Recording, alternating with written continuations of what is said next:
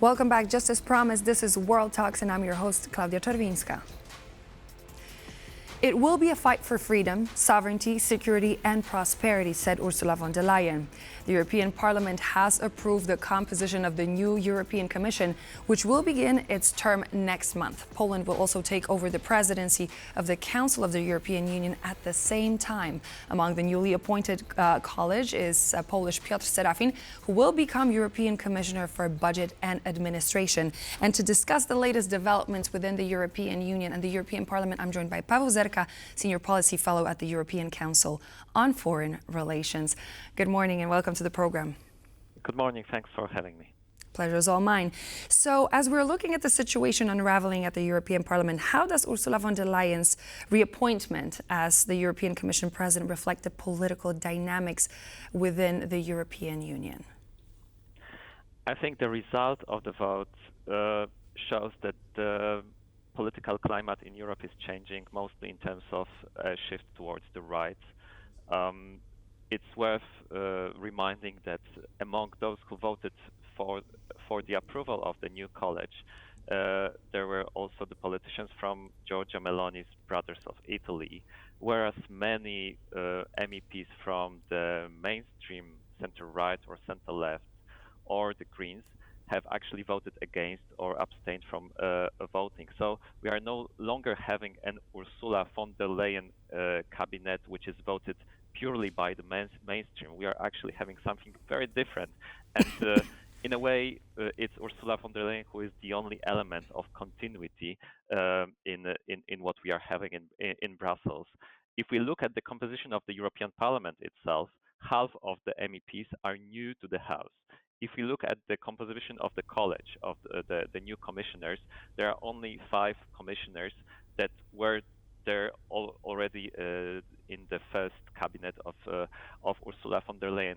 So it's largely a new set of politicians, both in the European Parliament and in the European Commission, plus also the geopolitical context and the European political context is very different. Macron is largely a lame duck. We don't know whether the government in France of Michel Barnier will survive a lot of time. We also are expecting new elections in Germany in February, which will likely lead to a change of government in that most important country of the European Union. Donald Trump is back to the White House. War in Ukraine continues, but there is increasingly a talk of possible peace negotiations. Definitely. So all the elements have changed, and only Urusula von der Leyen stayed where she was. I mean, changing circumstances call for a change of method in order to be successful. The approval of the Commission required to have the left and right working together in order to be able to bring it together. Does this signal a shift towards greater political compromise within the EU? What is your opinion on this? What we can see is that the European Parliament has shifted to the right, which lets the center-right, the European People's Party, which is led by Manfred Weber inside the European Parliament, to actually be able to choose between 2 very different coalitions. And they can continue voting on some issues, such as war in Ukraine, for example, with the other mainstream parties, with the center-left, liberals, and the Greens. But when it suits them, they can also vote on migration or on climate and environmental laws with other parties from the right, including the extreme right. We have already seen the emergence of what some people call a Venezuelan coalition on some votes in the European Parliament. And it is called this way because it emerged when we had a vote about seeing Edmundo González as the actual winner of the presidential election in Venezuela. On that occasion, it was the center-right together with parties farther right, which voted together in favor of such a motion. What do you think are potential consequences of including right-wing figures like, for example, Raffaele Fitto and Hungary's Oliver Varhelyi in the Commission for the EU policy making? Because that could potentially also spell some big changes coming. So they had to be part of the college, but the question is whether especially the Italian one had to be given such a prominent portfolio and position of an executive vice president of the European Commission. I think you can talk about policy and political consequences. So policy consequences for me are about European Union possibly and most likely no longer being that ambitious on climate and environment, even if Ursula von der Leyen insists that she's not going to backtrack on that. But she already changed her language. She no longer uses the word green so much. She replaced it with the word clean, and she talks mostly about competitiveness. And perhaps in order to ensure that competitiveness of the European economy, the new Commission will be able to... Pardon to interrupt you, but you mentioned securing the alignment when it comes to competitiveness. But what about political alignment? If she is actually seeking to have such priorities as climate change, digital transformation, and foreign policy, but she has to compromise on them, how do you think she's going to achieve that?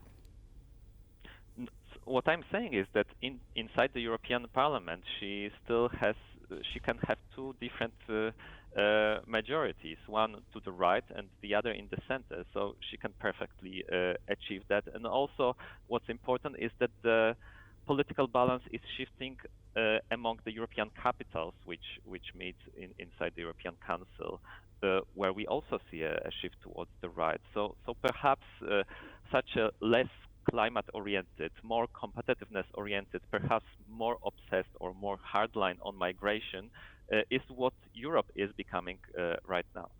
Mm-hmm.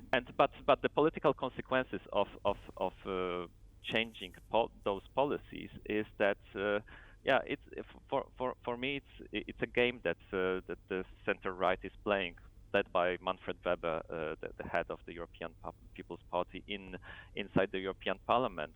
His hope is that by responding to some of the biggest worries of the European public, which concern migration or which are about going too far on climate policies, his hope is that he could stop the rise of popularity of parties like AfD or Geert Wilders in the Netherlands or Marine Le Pen in France.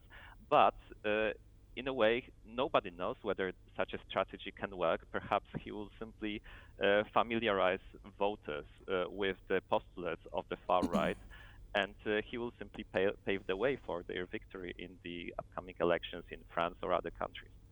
And how do you think Ursula von der Leyen, with the current commission, the composition of the current commission, is actually going to navigate the subject of the foreign policy, so relations with Russia, the rise of China, and internal reforms? Because this seems to be another side of the equation.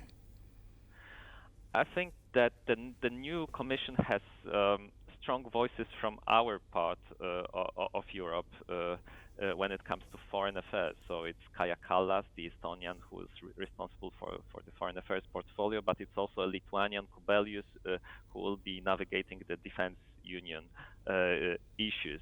I think that is reassurance for countries like Poland that the importance of standing up to Russia will be properly reflected in how the European Commission shapes its priorities and responds to the crisis around the world. But I still think that much will depend not so much on the composition of the European leadership, but on what direction the Washington under the new President Donald Trump takes, because Donald Trump has plenty of tools to actually divide European Union. And this will be the greatest test of unity, not the votes in the European Parliament, not the acceptance of the new Commission, but actually how Europe is able to react to whatever Donald Trump decides to do in this part of the world. During her address, Ursula von der Leyen, addressing lawmakers, said, I quote, "Our fight for freedom may look different to generations past, but the stakes are just as high. These freedoms will not come for free. It will mean making difficult choices," end quote. What difficult choices could she mean? I have no clue. This is a question to Ursula von der Leyen, not to myself, but I understand. But you might have some suggestions, and those are the ones that I'm asking you about.